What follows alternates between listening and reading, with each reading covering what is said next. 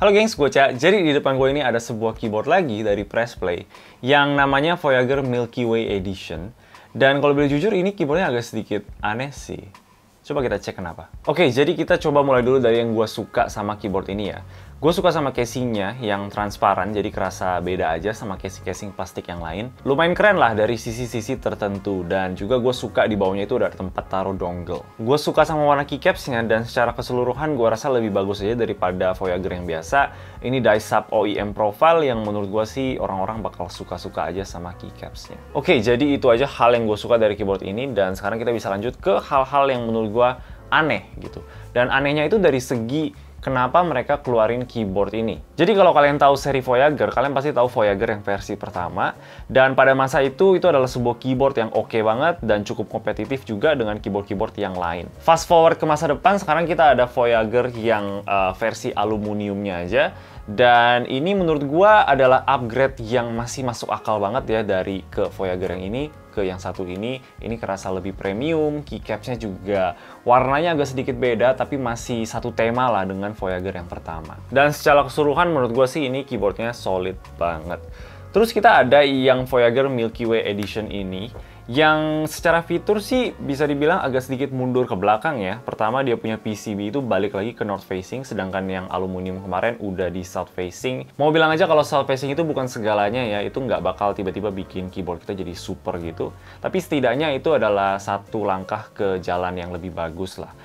Jadi ya ini aneh aja balik lagi ke north facing. Selain north facing, salah satu hal yang mundur lagi itu adalah ini nggak universal hot swap karena dia punya LED itu keluar. Jadi cuma switch tertentu aja yang bisa masuk ke dalam sini. Kalau kalian bingung, switchnya itu di atasnya harus yang ada lubang seperti ini. Dan untuk di harga hampir 1 juta, menurut gue sih agak kurang masuk aja sih sama apa yang kita dapat ya.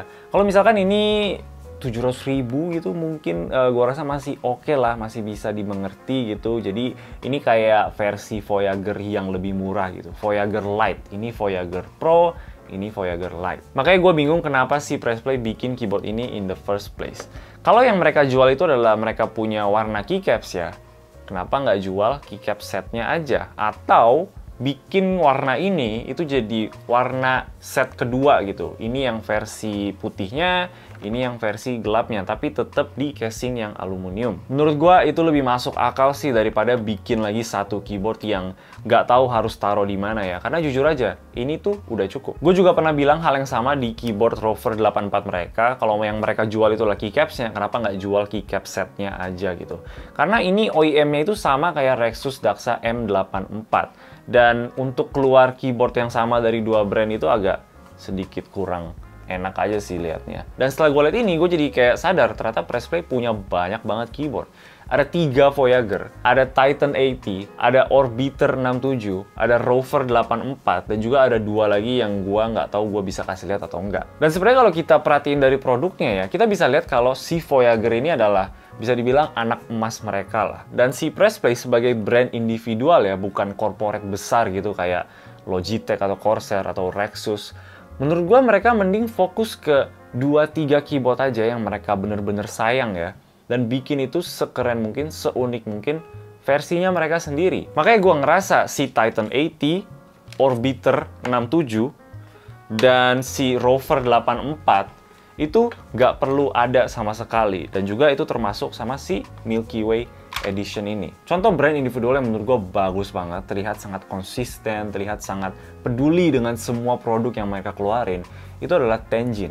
Menurut gue kayak ginilah harusnya seorang brand individual. Noir jujur aja masih kerasa kayak gitu, tapi akhir-akhir ini Pressplay gue ngerasa udah agak sedikit lari gitu, udah mulai agak corporate. Yang sebenarnya itu nggak ada salahnya sama sekali, itu adalah jalan masing-masing seorang brand ya, mereka mau pilih corporate atau lebih ke individual gitu. Corporate pastinya bisa punya sales yang lebih besar, volumenya juga lebih besar, dan lain-lain. Dan kalau itu yang memang jalan Pressplay mau kejar, itu nggak apa-apa banget. Mau bilang aja kalau Pressplay itu udah baik banget sama gue dan channel ini, mereka udah notice gue dari gue 100 subscriber dan udah selalu bantu gue untuk memberikan produk-produk untuk di-review.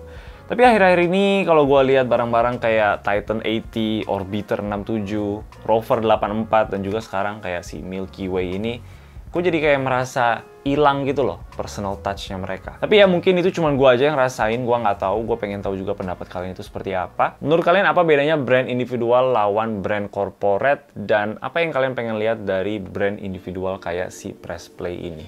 Coba tulis di komentar di bawah. Oke, itu aja dari gua. Kalau kalian suka sama video ini boleh kasih like dan juga subscribe. Thank you udah nonton. Bye bye.